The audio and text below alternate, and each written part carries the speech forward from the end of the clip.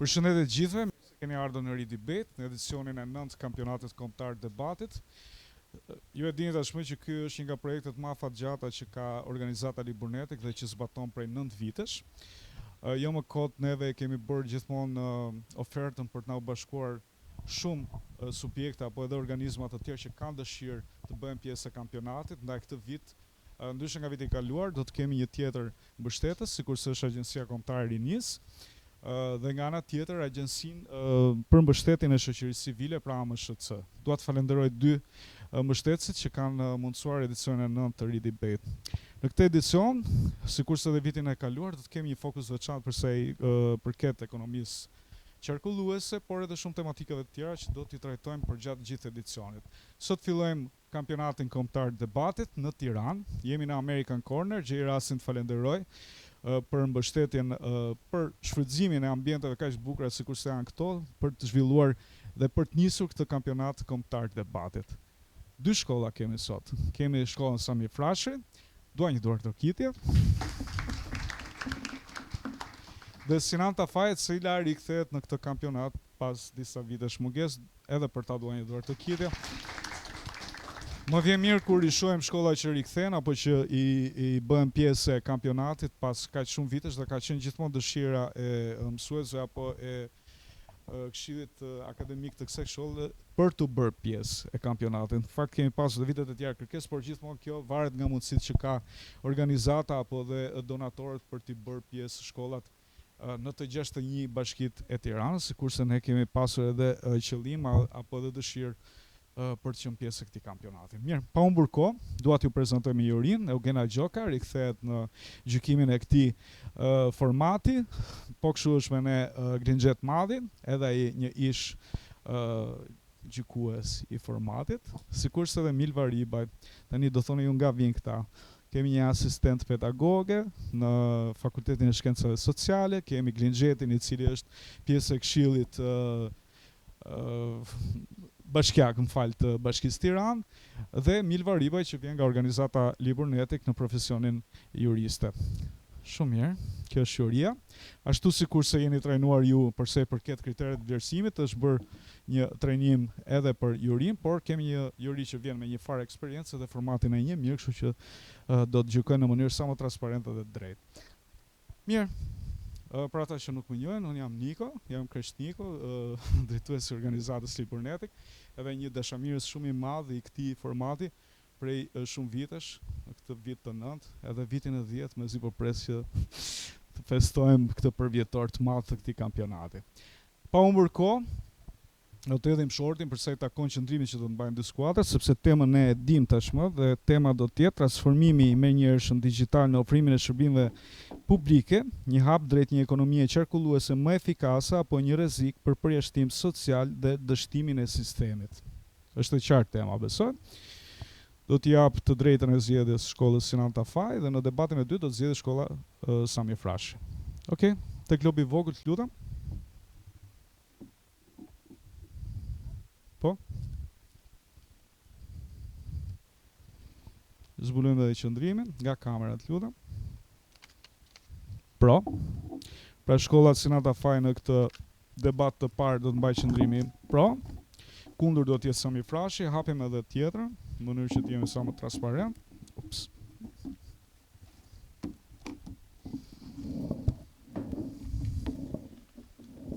Kundër, faleminderit. Nga ky moment keni 7 minuta kohë përgatitore.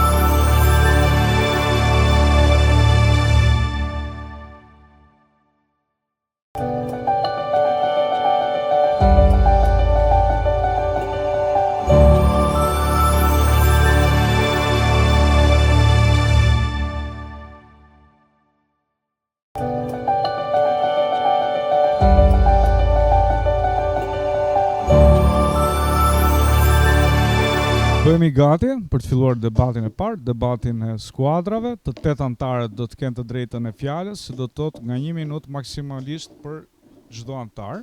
Shfrytëzoni kohën. Do të fillojë skuadra që mban qëndrimin pro.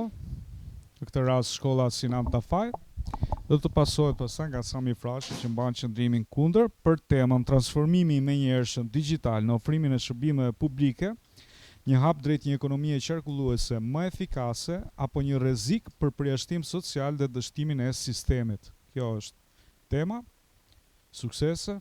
Të filloj skuadra që mban qëndrimin pro. Të kaloj për çështni pak emocione. Hajde, sukses. Faleminderit. Shqipëria është një vend drejt zhvillimit dhe një nga synimet e saj kryesore është antarësimi në BE. Digitalizimi është një mënyrë e mirë për përmirësimin e cilësisë së shërbimit social. Kjo do të thotë që procedurat të cilat mund të kenë ose harxojnë kohë 2 deri në 3 ditë për të nxjerrë me anë të disa klikimeve ti mund të arrish ta nxjerrësh shumë kollaj atë. Kjo do të thotë që përmirëson edhe efikasitetin administrativ, duke shmangur procedura apo letra, dokumente të panevojshme të cilat ndikojnë drejt për së drejti në burokraci. Eliminimi i këtyre pengesave shmang gjithashtu dhe hapësirat të cilat mund të shkojnë drejt korrupsionit, kur lidhet drejt për së drejti me qeverinë, me transparencën në qeveri.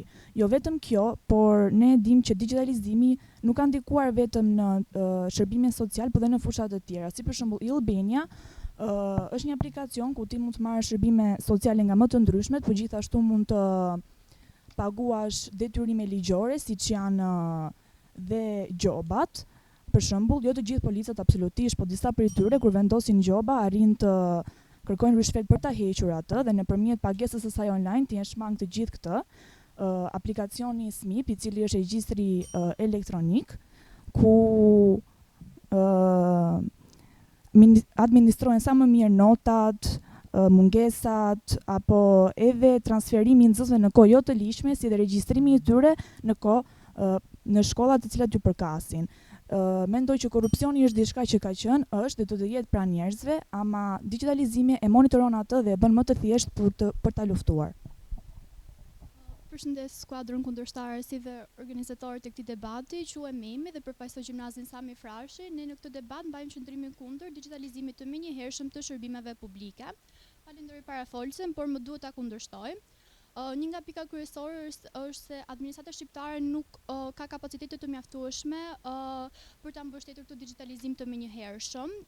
Ajo jo vetëm që nuk ka edhe pse e-Albania ofron 95% të shërbimeve online, numri i trajnuar të nënpunësve civil është i pamjaftueshëm sipas DPA-s.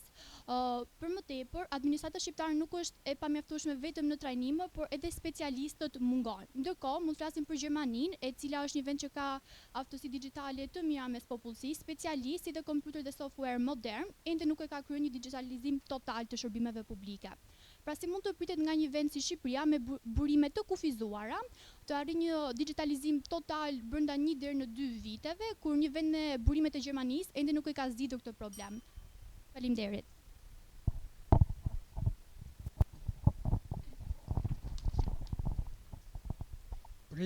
Procesi i digitalizimit redukton kostot si për qytetarët edhe për shtetin.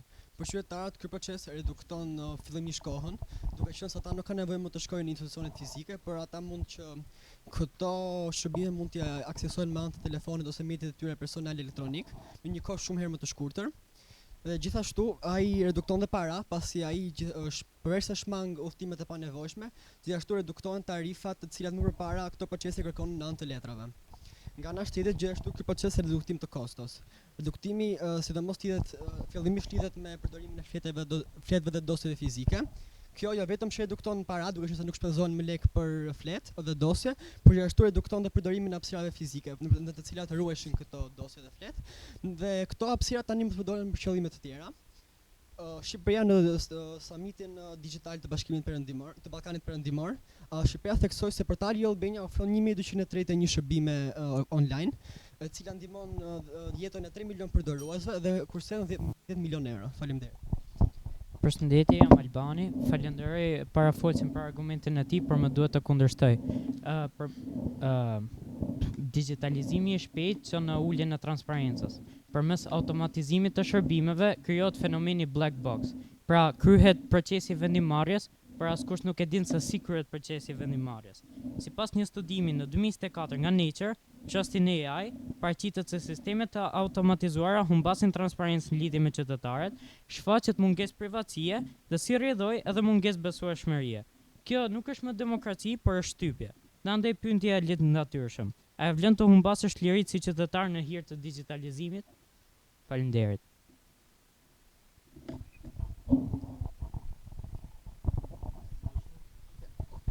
Një prej përparimeve kryesore të transformimit digital të shërbimeve është fleksibiliteti. Ky fleksibilitet është i dyanshëm si nga ana e administratës ashtu edhe tek vetë përdoruesit.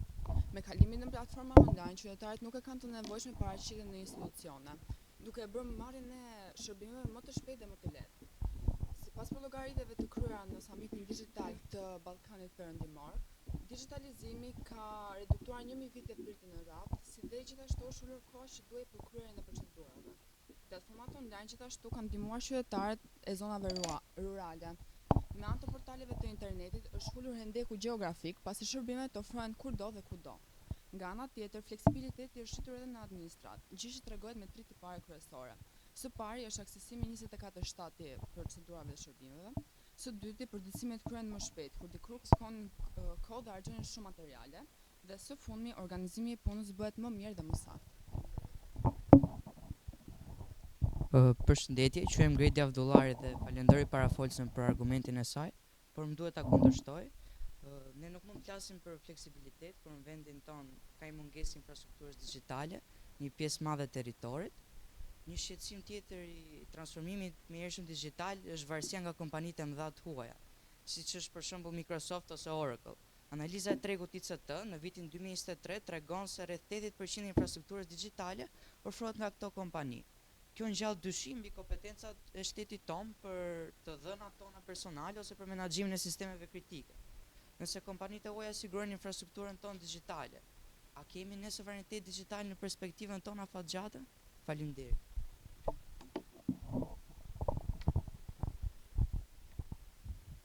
Digitalizimi menjëhershëm i institucioneve governatore dhe shërbimeve sociale në standardet perëndimore tregon një mesazh të qartë.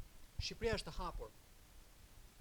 Digitalizimi kërë një ambient në cilën kompanitë dhe bizneset që synojnë të vendosin veten në tregun shqiptar ta arrijnë këtë gjë në mënyrë të lehtë. Sistemi i tanishëm e bën shumë të vështirë për kompanitë vendase dhe të jashtme të vendosen në treg në mënyrë të lehtë në kontekstin e afatit kohor dhe në mënyrë të menaxhueshme ekonomike. Shteti jon ka shumë për të ofruar. Ne kemi pasuri shumë dha materiale dhe minerale, por pa kompani që mund të t'i shfrytëzojnë këto në bashkëpunim me shtetin në mënyrë të përgjegjshme, ato shpërdoren. Potenciali jon turistik është shumë i lartë për kompanitë, e kanë shumë të vështirë të futen në treg dhe të vendosen në mënyrë efikase. Digitalizimi është mënyra më e lehtë për të vendosur këto probleme në pa dhe t'i zgjidhim. Përshëndetje, quhem Andja dhe dua të falenderoj parafolësin, por do të më duhet ta kundërshtoj. Në vendin tonë mungon infrastruktura ekzistente dhe kostot financiare të Shqipërisë prap mungojnë për të realizuar këtë zhndërrim që ju po përmendni. Gjithashtu, ndonse rrit efikasitetin, digitalizimi menjëhershëm i sistemeve publike mund të sjellë rrezik të humbjes së të dhënave, vjedhjes së tyre ose dhe rrezimit të plotë të sistemit nga sulme kibernetike. Në korrik të 2022-shit, administrata shqiptare u detyruar të pezullonte dhe kontrollonte për një periudhë të përkohshme pjesën më të madhe të sistemeve digjitale nga sulme kibernetike, të cilat u ushtruan mbi to. Përmendim këtu sidomos e-Albanian, nga rreziku i vjedhjes së të dhënave personale u deshi të pezulloj për një periudhë të përkohshme. Ky rast u investigua nga Microsofti për vetëm një herë. Këtu rrezikohemi nga mos aplikimi i rregullit Security by Design, që siguron që sidomos që sistemet e papjekura të infrastrukturë të parregullt t'i kthejmë në një infrastrukturë të rregullt dhe të sigurt digjitale. Pra, a ja vlen që të nxitojmë me sisteme të pas sistemuara dhe të papjekura, apo është më mirë zhvillimi gradual i tyre? Faleminderit. Përshëndetje, quhem Ajnis Stroka dhe qëndrimi im rreth temës së ofruar është se teknologjia digjitale ka rritur përfshirjen sociale me anë të bërjes së shërbimeve publike më të aksesueshme dhe më të përshtatura ndaj nevojave të qytetarëve. Me anë të aplikacioneve teknologjike dhe të përdorimit të dhënave, institucionet kanë mundësi që t'i bëjnë shërbimet e tyre më të aksesueshme qoftë që qoftë kjo nga njerëzit me aftësi ndryshe, të moshuarit apo nga banorët e zonave rurale. Sipas studimeve të Komisionit Evropian, në shumë vende duke përfshirë dhe Shqipërinë, rreth 80% e shërbimeve ofrohen online, gjë që ka rritur ndjeshëm aksesin e tyre nga shtresat e marginalizuara. Kjo na çon në konkluzionin se reformat e teknologjisë dhe personalizimi i shërbimeve është një hap i madh drejt një shoqërie më gjithëpërfshirëse dhe më të barabartë. Faleminderit. Përshëndetje, jam Rej Canka, falenderoj parafolsen, por ka një arsye sepse asnjë vend në botë nuk ka kryer një transformim të menjëhershëm ose nuk ka pasur sukses në një kalim të menjëhershëm për digitalizimin e shërbimeve publike. Sipas një studimi të European Court of Auditors, shpesh këto sisteme kanë probleme me menaxhimin, kontrollimin dhe sigurimin e dhënave, për shkak se për të bërë një kalim të menjëhershëm, këto sisteme duhet të krijohen për një afat kohor më të shpejtë se sa një kalim gradual. Pra, si pasojë, kjo sjell abuzime me fondet publike si dhe me tenderat teknologjik. Një kalim i menjëhershëm dhe jo gradual shkakton gjithashtu dhe presion dhe krijon forma të reja të korrupsionit digjital. Pra, këto sisteme për një kalim të menjëhershëm shpesh nuk funksionojnë sipas pritshmërive dhe krijojnë probleme të reja. Siç thotë edhe një fjalë e urtë e popullit, rruga e shkurtër të nxjerr përgjatë dhe punët e mira duan kohë. Faleminderit. Përshëndetje, unë jam Egi dhe qëndrimi im është se transformimi me njëhershëm digital në shërbimet publike ndihmon në një menaxhim më të mirë të dhënave.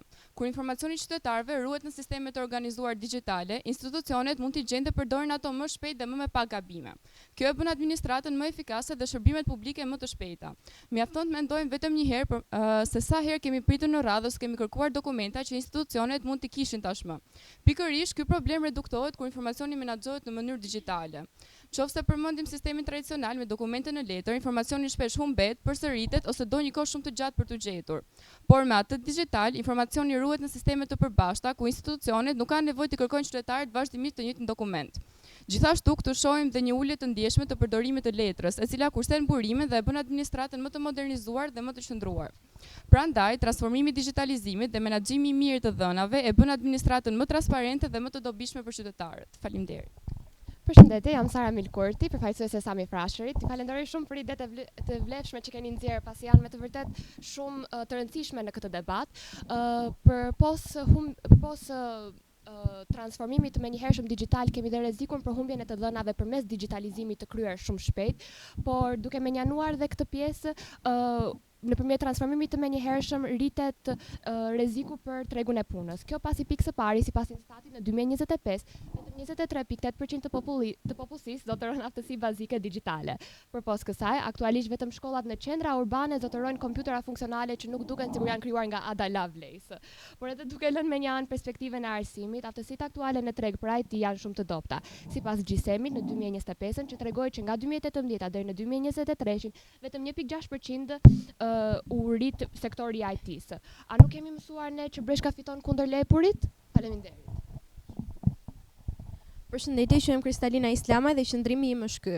Atëherë, digitalizimi ndihmon ekonominë qarkulluese dhe eliminimin e ndërmjetësive fizike. Pikë së pari, çfarë është ekonomia qarkulluese?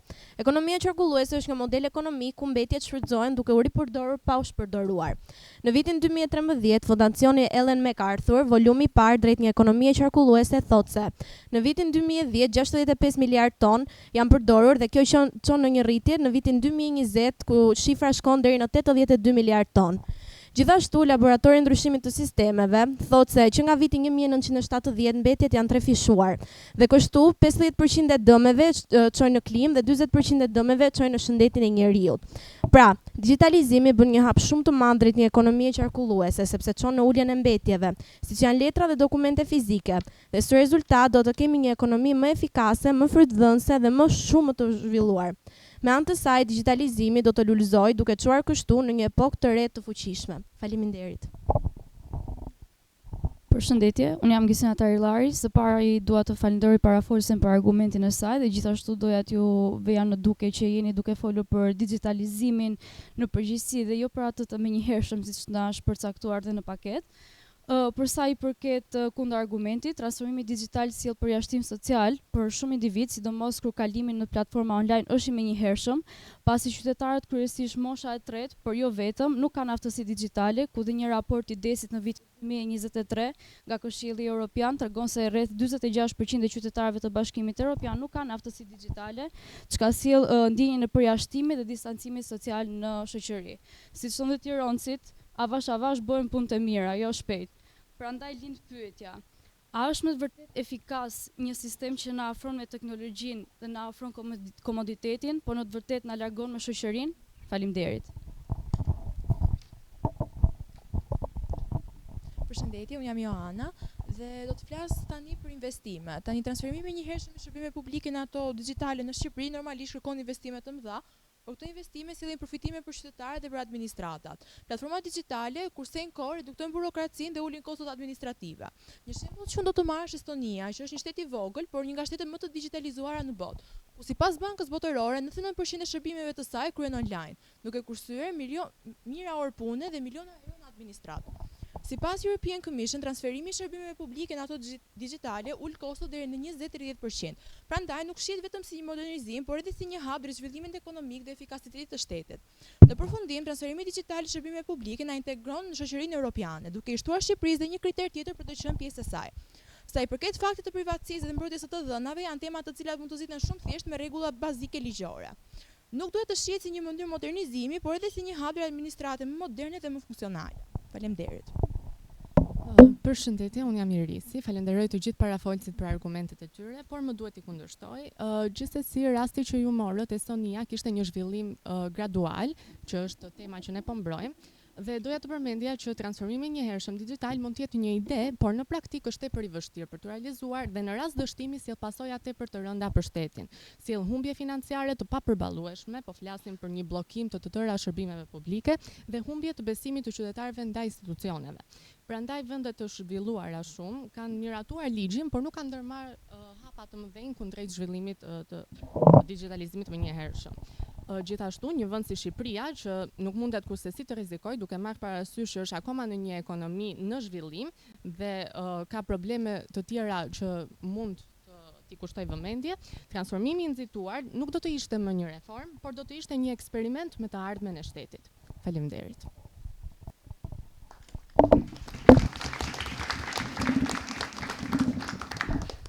Mirë, faleminderit juve. Uroj që t'jeni zgjuar sadopak. Dhe t'jeni më të vëmendshëm përsa i takon debatet. Shumë interesant, kishte argumenta, kishte edhe statistikë dhëna. Përsa më takon në pikpamjet përgjithshme, 2-3 herë u kap tema realisht, por këto pastaj janë disa elementë që do i vlerësoj juria. E rëndësishme është që të jeni të përqendruar te tema. Asnjëherë nuk u fol përsa i takon ekonomisë qarkulluese. Nuk u cek disa herë, domethënë, dhe nuk e lata aty, domethënë u përqendruat më shumë tek digitalizimi. Digitalizimi është një gjë, por po flasim për ekonominë qarkulluese, kon kjo në këtë proces. Mirë. Kjo do t'ju shërbej për më vonë. Ju e dini që në këtë fazë nuk do të kemi të eliminuar, do të kemi një pikëzim, pra një rënditje që do të caktoj dhe 16 skuadrat që do të pjesë e fazës eliminatore, pra debateve gjysmëfinale që shumë e radhë. Kështu që shumë suksese, ju jeni të parët dhe unë e mirë kuptoj, por e mirë kuptoj dhe orarin që është pak i shpejt. Po do doja që t'ju shifja pak më të qeshur, se po bëjmë debat dhe duhet ketë pak grind, pak energji, ju jeni të rinj, domethënë, nëse nuk e keni ju, kush do ta ketë tjetër, a? Se ne e konsiderojmë veten pak më të rritur, apo jo? Mirë. Uroj që energjinë na e falni tani në debatin e dytë, sepse do të kemi një debat liderash, nuk e di nëse i keni përcaktuar liderat nga skuadra Sinata Fight, kush do të jetë lideri? Angela? Dhe nga skuadra Sami Frashit, Irisi. Pra Angela dhe Irisi. Irisi do të zgjedhë tani qëndrimin.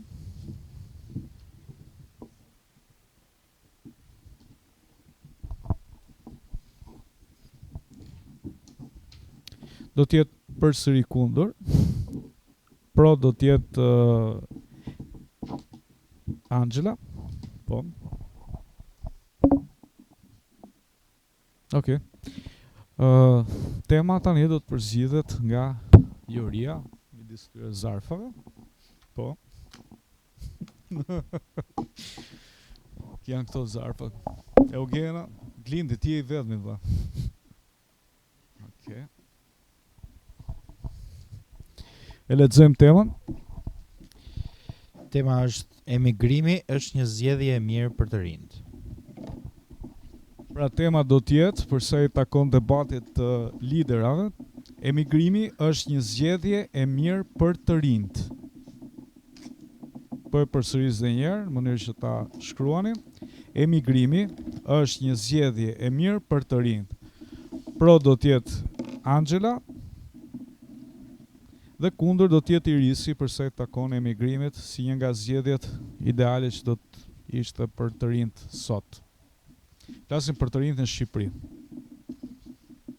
Po patjetër. Po. Po. Suksese.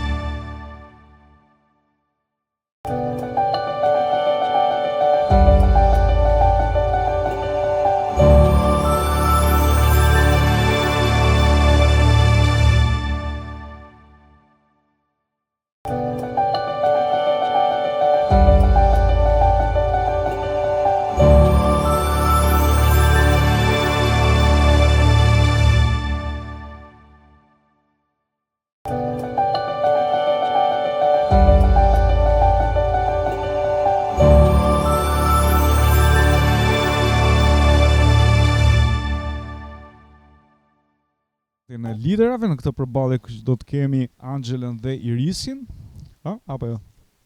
Okej. 2 minuta kohë do të keni për çdo ndërhyrje, 4 janë ndërhyrjet në total. Fillon Angela që mban qëndrimin pro dhe pastaj pasohet nga Irisi me qëndrimin kundër suksesit. Përshëndetje, unë jam Angela dhe jam liderja e grupit të debatit të shkollës Sinan Tafaj. Emigrimi nuk mund të shihet vetëm si diçka negative, sepse për mendimin tim ajo krijon mundësi. Mundësia do të thotë dyer, do të thotë një jetë përpara, një zhvillim. Shumë të rinj sot në Shqipëri zgjedhin shumë shkolla të vështira siç është mjekësia, inxhinieria, sepse e shikojnë si e vetmja mënyrë për të patur një standard mirë jetese, por jashtë është e kundërta, sepse ka dyer të hapura, ka mundësi shkollimi, punësimi, arsimimi. Ne njohim shumë mjek, inxhinier të cilët mbarojnë këtu në Shqipëri dhe vetmja punë që ata mund të bëjnë është të rinë mbasi kompjuteri dhe thjesht të jenë nën hallkat e fuqive të mëdha, siç mund të themi në punësim. Ama jashtë jetës kjo ndryshon, sepse ata vlerësohen për punën e bërë, vlerësohen për mundin e tyre, vlerësohen për botkuptimin dhe idetë që ata mund të japin. Nuk mund ta shohim si diçka negative, sepse ne dim shumë shqiptarë të cilët janë njohur mbar botën për punën e tyre të mrekullueshme. Mira Murati, e cila është një femër shqiptare e fortë që ka krijuar edhe ChatGPT-n, që përdoret shumë në çdo aspekt, Dua Lipa, Rita Ora, të cilat janë këngëtare, artiste, edhe Nën Tereza, e cila është një nga humanitaret më të mëdha në botë dhe kjo e fundit shqiptare, por mund të bëjmë një pyetje. A do të kishin këto këtë lloj suksesi po të ishin në Shqipëri? Realisht, sepse Shqipëria ka pasur shumë faktorë që e kanë ndikuar negativisht, siç është regjimi diktatorial, siç është ekonomia e pazhvilluar, siç është prapambetje, si mund të themi, sociale nga shumë faktore. Dhe mendoj që duke qenë jashtë, ato jo vetëm e kanë promovuar Shqipërinë për të qenë një vend sa më dinjitoz, po dhe i kanë hapur shumë dyera asaj.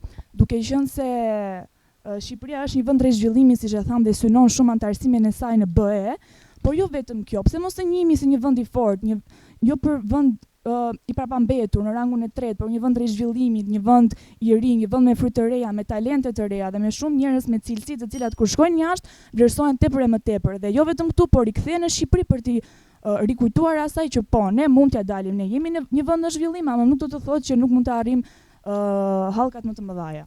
Faleminderit. Përshëndetje, unë jam Irisi, jam liderja e grupit të Sami Frashërit, por argumenti yt ishte shumë i vlefshëm, por më duhet ta kundërshtoj, sepse të gjithë personat që duhet të shkojnë jashtë me studime vërtet mund të kenë mundësi, por diploma e tyre nuk njihet automatikisht, sidomos njerëzit që vinë nga vende jashtë Tirane. Ata duhet të kalojnë 1, 2, 3 vite për të njohur një herë me aftësitë që kanë dhe pastaj për të aplikuar për shkolla të tjera dhe për të zhvilluar në një vend jashtë. Gjithashtu, Mira Murati, që ju përmendët, e ka zhvilluar ChatGPT në Shqipëri. Pra nuk ka qenë një vepër që ajo i ka gjetur mundësitë jashtë, por e ka pasur mundësinë këtu dhe e ka realizuar në vendin tonë. Dhe të gjithë rilindasit shqiptarë, të cilët ne e dim shumë mirë që kanë kontribuar në Shqipëri, por e kanë bërë duke qenë jashtë vendit, të gjithë kanë pasur një problem akoma më të madh, i cili është dhimbja për adeun e tyre. Për shembull, Naim Frashi, një nga poetët më të shquar të rilindasve shqiptar, ka thënë se mërkimi të lë një shije të hidhur të jetës. Prandaj, ne nuk mund të themi se zgjedhja më e mirë e të rinjve është që ata të shkojnë jashtë dhe të lënë adeun e tyre dhe të përjetojnë shumë dhimbje për adeun, por edhe shumë sfida gjatë kohës.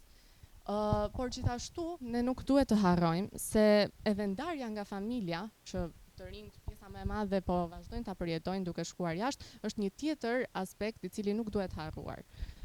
Pra si mendon ti, ne duhet të nxisim të rinjt që të largohen nga vendi ynë dhe të largohen nga familja e tyre, sepse kemi parë shumë që kanë pasur mundësinë ta zhvillojnë edhe në Shqipëri të ardhmen e tyre dhe jo vetëm jashtë. Faleminderit.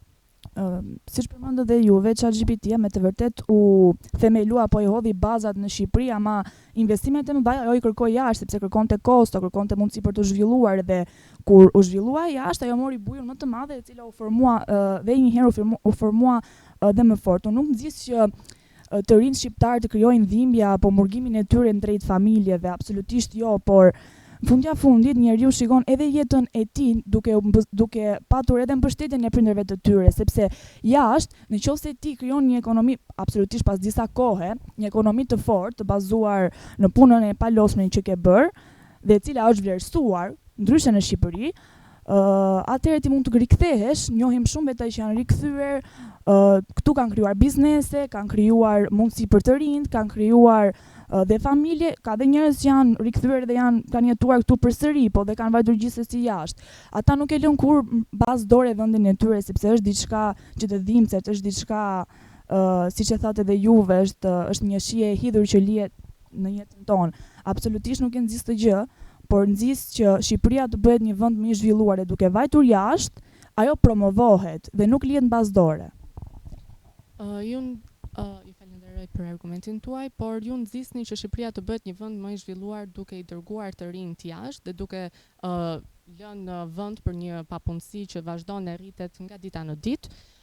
Gjithashtu, ne duhet marrim parasysh edhe këta shqiptarë që shkojnë jashtë nuk janë kaq të mirë pritur nga vendet e tjera, sepse kemi në Bashkimin Evropian për shembull, vendet që janë që dërgojnë student nga brenda Bashkimit Evropian duhet të paguajnë rreth 100 euro në muaj studentët, ndërsa studentët që vinë nga jashtë Bashkimit Evropian e kanë kuotën e bursave nga 1.500 deri në 3.000 euro, që është e papërballueshme për një të ri shqiptar i cili nuk ka gjetur mundësinë që të zhvillohet në Shqipëri, po për të larguar jashtë. Gjithashtu ka dhe disa bursa të cilat vendet të caktuara i japin për etni të ndryshme dhe kuotat për këto etni të tjera, ndryshe nga shqiptarët, janë akoma më të larta dhe nuk ka shumë vende që shqiptarët të mund të integrohen, të mund të shkojnë në këto universitete. Gjithashtu, kjo sjell që të gjithë studentët të kenë të detyrueshme që t'ja nisin nga zero, pra të mos kenë një bazë ku të mund të zhvillojnë aftësitë e tyre. Por edhe gjithashtu, një nga kriteret që doja të përmendja ishte që edhe diskriminimi social midis shqiptarëve, që është njohur normalisht edhe në Itali, në Greqi pas viteve 90, është një tjetër element që i shtyn shqiptarët që ndoshta të mund të vazhdojnë të qëndrojnë në Shqipëri dhe të zhvillohen këtu. Faleminderit. Faleminderit për argumentin, por unë mendoj që për të arritur suksesin ti duhet të hasësh disa hallka vështirësi, jo vetëm diskriminimin social, por shumë edhe më shumë. Kjo gjë nuk mund të ndodhi vetëm kur ti emigron jashtë, por kjo gjë ndodh edhe në Shqipëri, edhe pse mund të ndodh pak më ndryshe, edhe pse mund të jetë pak më e fshehtë, kjo nuk do të thotë që ajo nuk po ndodh në realitet. Thjesht diplomat jashtë njihen më njëherë në Shqipëri. Dhe nëse këto diploma mund të duken dhe më të vlefshme në sytë e fuqive të mëdha, në qoftë se për shqiptarët apo për mundësitë e tyre për zhvillim. Ama dua të di, sipas mendimit tuaj, këta shqiptarë që janë të njohur sot mbar botën për muzikën e tyre, për talentet e tyre, për shpikjet e tyre, për humanizimin e tyre, a do të njiheshin kaq shumë sa që njihen sot nëse do të jetonin në Shqipëri, po flasim duke përfshirë periudhën e diktaturës, duke përfshirë zhvillimin dhe hallkat që morëm në vitet 2000 ca për të rimëkëmbur si shtet pas gjithë asaj rënie, a do të njiheshin këta shqiptarë kaq të njohur mbar botën nëse do jetonin në Shqipëri në këtë regjim? Argumenti yt për shqiptarët e mbar njohur në mbar botën është një argument i fortë, por duhet të theksojmë se këta shqiptarë që janë të njohur në mbar botën për kontributin e tyre, jo vetëm në shtetin shqiptar, po atë mbar kombëtar, kanë lindur jashtë ose kanë lindur në Shqipëri, por janë rritur jashtë dhe e kanë pasur një bazë zhvillimi jashtë vendit, pra nuk është se kanë kaluar një pjesë të jetës në Shqipëri deri në mbarim të gjimnazit dhe pastaj kanë zgjedhur që të shkojnë për studime jashtë. Ata kanë lindur atje, i kanë kryer studimet atje, janë të njohur me gjuhën, që është një tjetër problem për të rinjt shqiptar, sepse duhet të mësojnë dhe gjuhën e vendit ku shkojnë. Nga ana tjetër, kemi dhe një problem akoma më të madh, që për shkak të vështirësive që gjejnë shqiptarët kur shkojnë jashtë shtetit, ne kemi shumë shqiptarë në përbot që punojnë në të zezë. Dhe kjo është një tjetër problem që nuk duhet harruar dhe që shkakton jo vetëm pakënaqësi dhe më shumë diskriminim dhe më shumë ndaj shqiptarëve, se sa që është normalisht. Gjithashtu nuk mund të harrojmë se dy shqiptare shumë të njohura siç janë Dua Lipa, Bebe Rexha, kanë lindur jashtë dhe familja e tyre është zhvilluar andaj, prandaj edhe suksesi ka ardhur më lehtë se mund të vinë një të riu që mund të shkojë në një moshë më të madhe. Faleminderit. Faleminderit për argumentin tuaj. Dua të sjell diçka konkrete që mund të duket pak e hidhur, ama është e vërtet. Si e argumentoni pjesën që shumë ministra shqiptar, njerëz me mundësi ekonomike, pse i çojnë fëmijët e tyre jashtë për të arsimuar dhe nuk i lën këtu në Shqipëri nëse Shqipëria pas ka kaq shumë mundësi?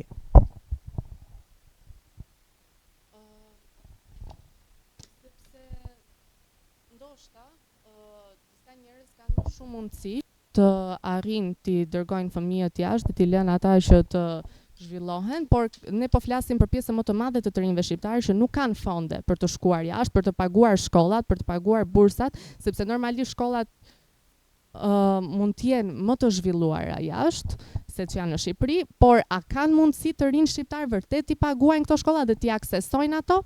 Gjithashtu, një nga problemet më kryesore është dhe probleme psikologjike dhe mendore, të cilat në librin Brezi i Ankthit nga autori Jonathan Haidt përmend statistika që tregojnë se probleme mendore si ankthi, depresioni, ADHD-ja e të tjerë janë në përqindje shumë më të lartë të rinj që emigrojnë, rreth 45% më të lartë sesa studentët vendas. Prandaj, nëse emigrimi jashtë i sjell kaq shumë probleme të rinjve, i sjell probleme mendore, a do ishte kjo një zgjedhje vërtet e mirë për ta? Unë mendoj që të rinjt duhet të kenë kujdes në zgjedhjet e tyre dhe duhet të kenë parasysh të gjitha pasojat, përveç pasojave ekonomike. Faleminderit.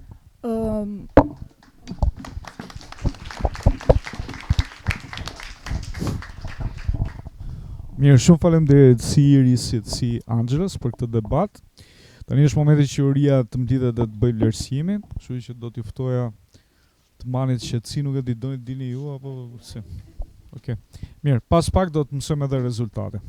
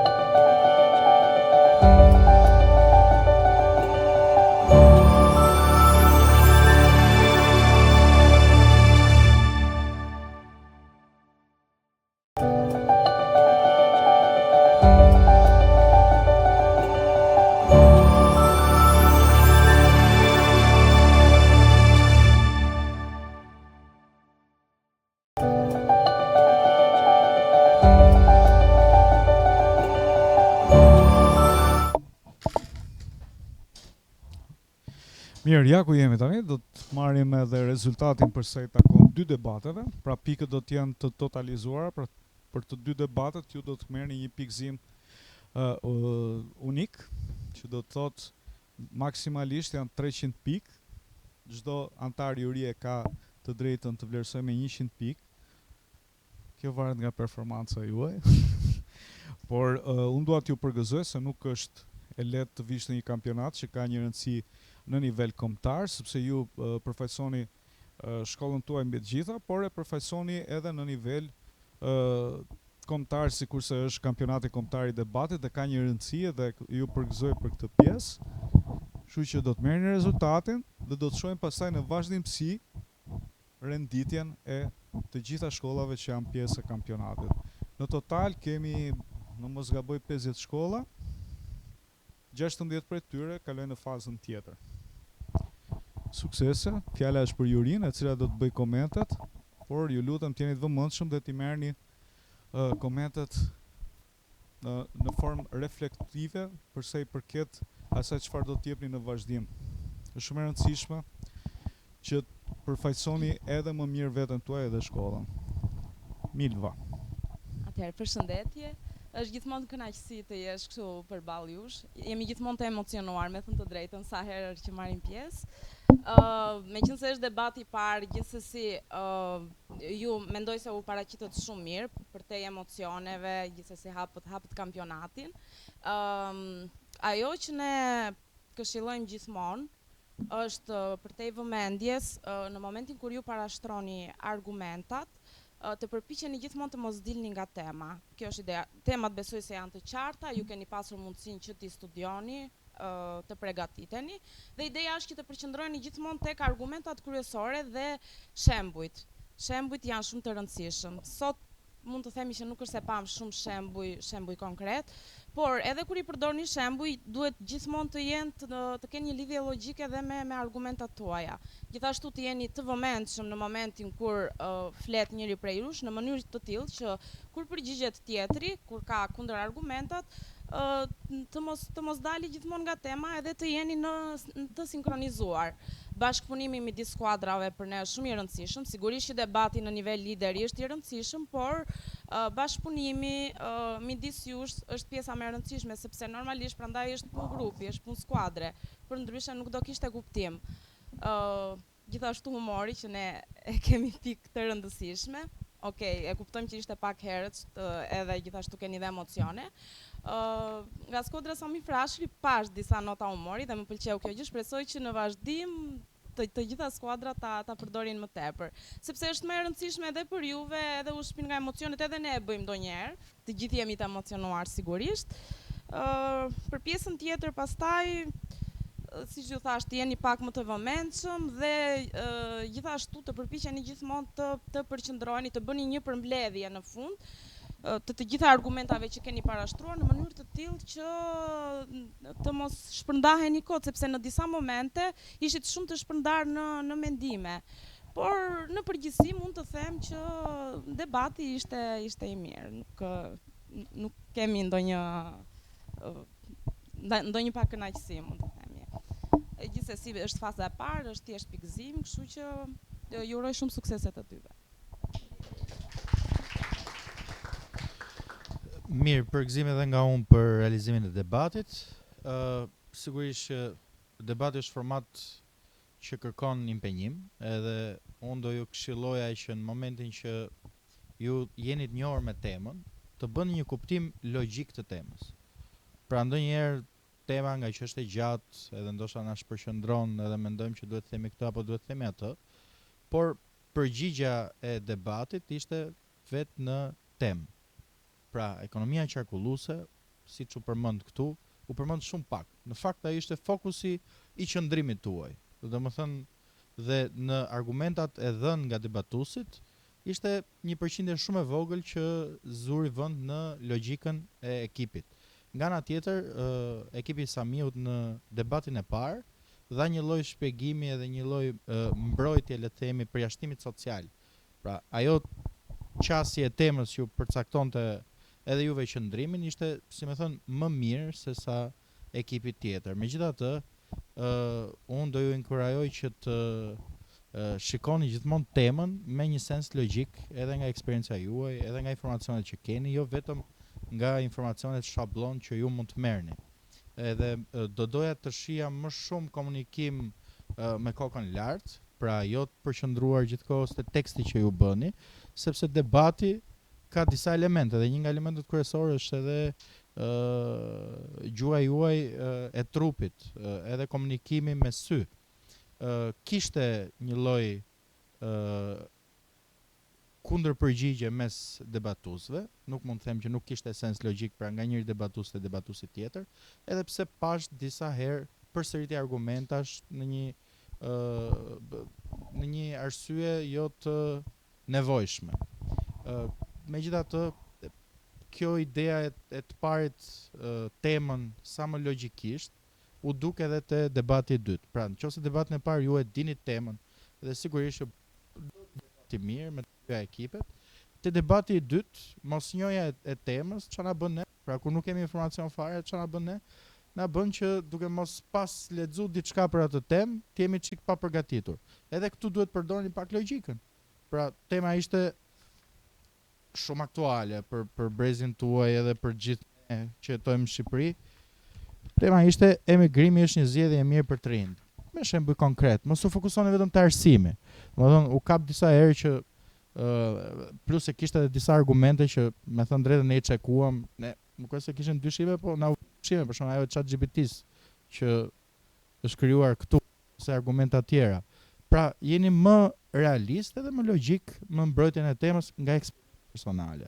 Në vijat përgjithshme debati ishte mirë, u tha këtu është debati i parë, sigurisht që ka emocionet e veta, edhe ky debat i parë është që ju tregoni sa më shumë vlera dhe virtytet të ekipit edhe të individëve në mënyrë që të vlerësoheni edhe si ekip edhe si individ. Pra, në këtë debat duhet tregoni dhe duhet tregonit vlerat e juaja. Pra, nuk ishte një përballje kush fiton Sami apo Sinani, po kush tregon shumë autoritet në debat, gjitha ato që ne i kemi diskutuar dhe ju besoj që jeni njohur gjatë trajnimit. Megjithatë, shumë suksese në vazhdim, edhe shpresojmë që të jeni akoma në vazhdim në këtë kampionat. Faleminderit. Mirë, përshëndetje. Sigurisht edhe unë do e nis me një falënderim edhe përgëzime për debatin që na dhurua, duke i mirëkuptuar të gjitha ato që kolegët i parashtruan shumë qartë.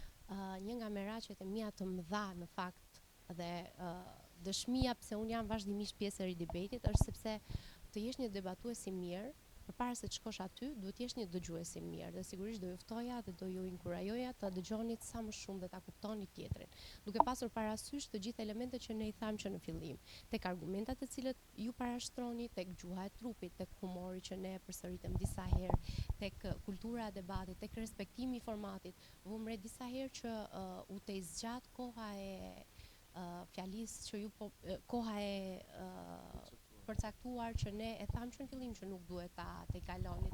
Sigurisht përfundon fjalia, po nuk përfundon fjalia me 3 fjali ekstra. Nuk du fare t'ju demotivoj, duke qenë se e mirë kuptoj shumë mirë dhe përkundrazi, duat që t'ju ftoj që pasi të largoheni nga këtu, të reflektoni gjitha këshillat që ne ju dhamë.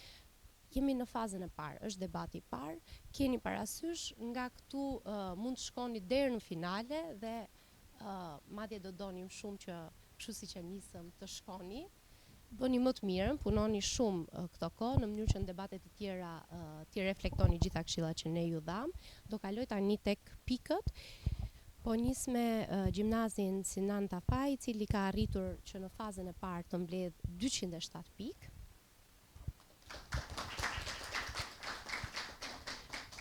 Ndërsa gjimnazi Sami Frashi ka arritur të mbledh 226 pikë. Shumë suksese. Pra, rezultati është Sami Frashi me 226 pikë dhe Sinan Tafaj me 207 pikë. Këto janë pikët fillestare, e thamë, ne jemi në debatet e Tiranës, do të kemi dhe shumë debatet tjera, 25 debate në total, që do të thotë 25 skuadra do të kenë mundësinë për të kualifikuar në fazën tjetër. Shumë faleminderit edhe një herë dhe suksese në vazhdimsi.